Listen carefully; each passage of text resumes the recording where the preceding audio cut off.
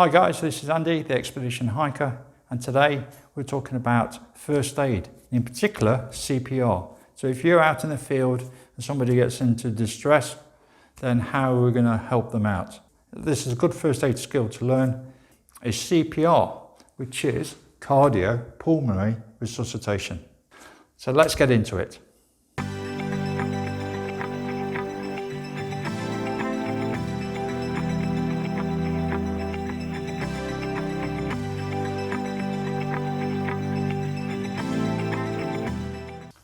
So here we have a casualty. Now the first thing I need to think about is my safety as well as their safety. Is it safe for me to actually go in and help them? If it's maybe outdoors, sometimes you don't know what the injury is, how they've got to this situation. You may have come across them or somebody may have called you for help. Before you can actually go in and help them, you need to do basically a little risk assessment. Is the place safe for you to go in and help them? Okay, so what I'm going to do is I'll look around. Is it safe for me to go in? If I think yes, then obviously I can help the casualty. I know that it's safe for me to go in and help the casualty. The next thing I need to do is call for help. It might be a point of calling on the phone. It might be a point of shouting out. There may be somebody nearer that actually knows more about CPR than you, like maybe a doctor or a nurse. So always call out for help. If no help comes, then you are going to have to try and do CPR for yourself. So let's get started. What I would do first is if I've got some protective gloves, I would put them on, and then what I'm going to do is check the casualty. So the first thing I want to do is I want to reassure the casualty so they don't feel worried. So what I'm going to do is I'm going to tap my hands on their shoulders and I'm going to say, "Hi, I'm Andy, I'm the first aider, I'm here to help." That reassures the casualty. The casualty might be in shock. They may be able to hear you, but can't respond to you. So by tapping them, the casualty to feel more at ease and know you're there to help rather than there to hinder. What I'm going to do next, obviously I want to check my casualty for injuries.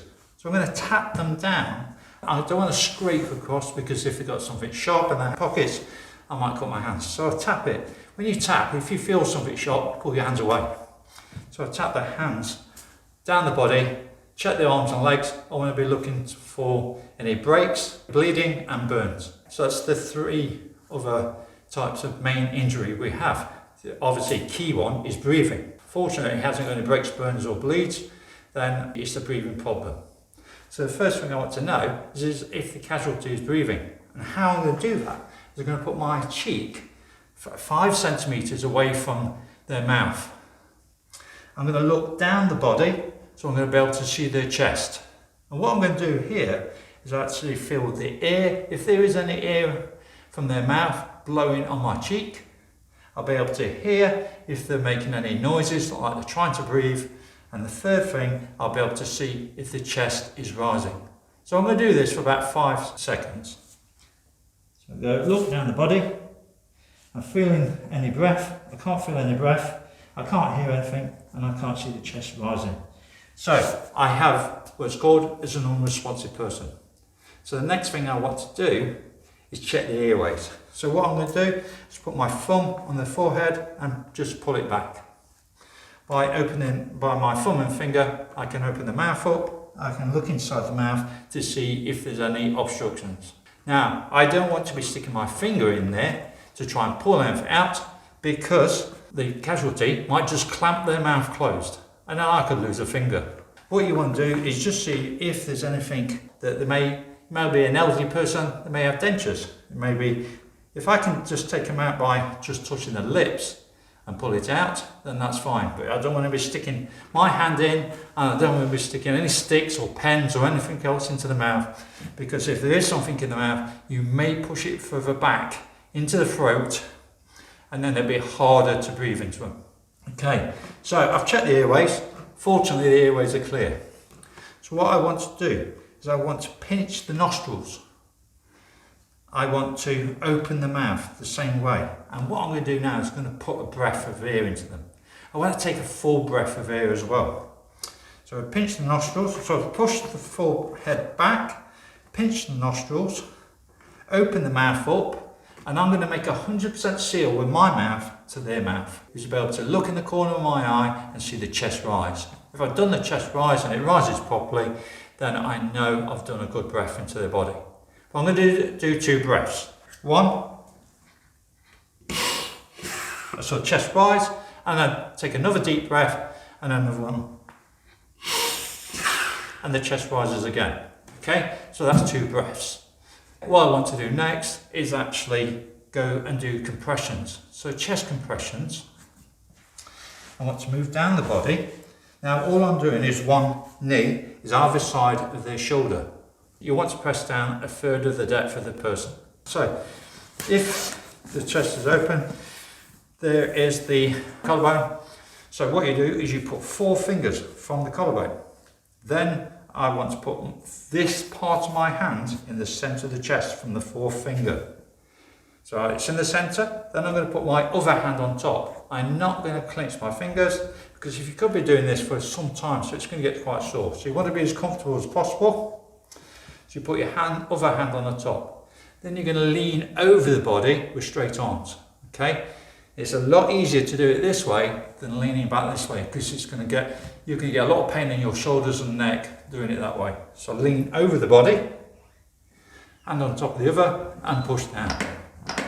You're going to do this 30 times. 11, 12, 13, 14, 15, 16, 17, 18, 19, 20, 21, 22, 23, 24, 25, 26, 27, 28, 29, 30. So that's 30 compressions. So the next thing I want to do is check the pulse. So I want to see if the person is breathing now. There may be a point that maybe they could be starting to like cough and splutter as if they've got something they're trying to get out of the throat. If not, I want to check if there's a pulse. Okay, so I've got 1 or 2 ways I can do that. I can either put my 2 fingers across the hand, across my wrist, just where there's like a little dint. So you go over the bone on muscle, and there's a little dint. And if you put this is the finger you're looking for the pulse with, put it there, and you should be able to feel the pulse there. Okay, if you cannot find that, the other place to do it is in the neck. Okay, the neck, what you want to do, the windpipe, you put your second finger again, push it up into the windpipe, between the muscle and the windpipe, in the top of the neck. If you push it there, not push it too hard, but enough that you can actually just find a pulse. Okay, so what you want to do then is check it for a minute. You can't have many breaths.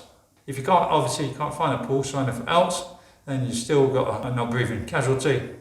So we're going to have to carry on with CPR. So I'm going to go back to 2 breaths. Okay, so I'll clamp the nostrils together, pull the mouth open, and I'll do a breath. Watch the chest rise, and again. 2 breaths, okay? And I'm going straight down to my 4 fingers, centre, hand on top, lean over, and 1, 2, 3, 4, 5, 6, 7, 8, 9, 10, 11, 12, 13, 14, 15, 16, 17, 18, 19, 20, 21, 22, 23, 24, 25, 26, 27, 28, 29, 30. Okay, so I've done 2 sets now. Now the thing is, at the end of the day, you could continue doing this for maybe until extra help comes along, or how long is ever needed. If your casualty comes around or starts to show signs, then you can put them maybe into recovery position, which I'm going to show you how to do recovery position, because at the moment I can't really do recovery position with a little Annie. So I'll show you the video now. With the person lying on their back, kneel on the floor at their side. Place the arm nearest you at a right angle to their body with their hand upwards towards their head. Tuck their other hand under the side of their head so that the back of their hand is touching their cheek. Bend the knee farthest from you to a right angle. Now, carefully roll the person onto their side by pulling on the bent knee. The top arm should be supporting the head, and the bottom arm will stop you rolling them too far. Open their airway by gently tilting their head back and lifting their chin, and check that nothing is blocking their airway. Finally, stay with the person and monitor their condition until help arrives. So now you're back, we've seen how to do recovery. Now, as I said, you may have to do this for some time.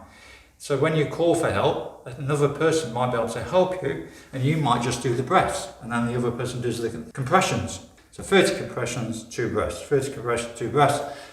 What you want to do is check the pulse in between, if you can find it in the neck or the hand. If your casualty starts coughing, and that's the point when you put them into a recovery position.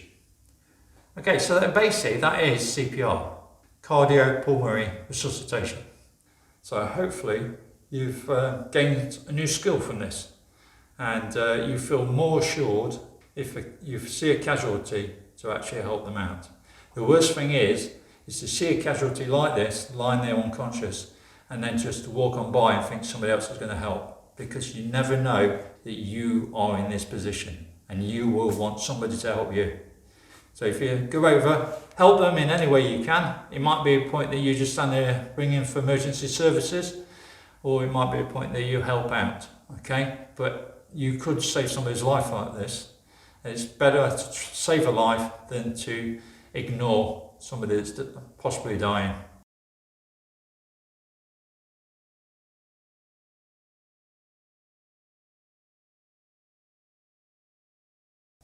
So, like always, if you haven't subscribed, then please do. If you like hiking, backpacking, long distance walking, and like to learn some skills and tips about the outdoors, then please consider subscribing. A like would be great to this video. For now, take care, be safe, and bye-bye hikers.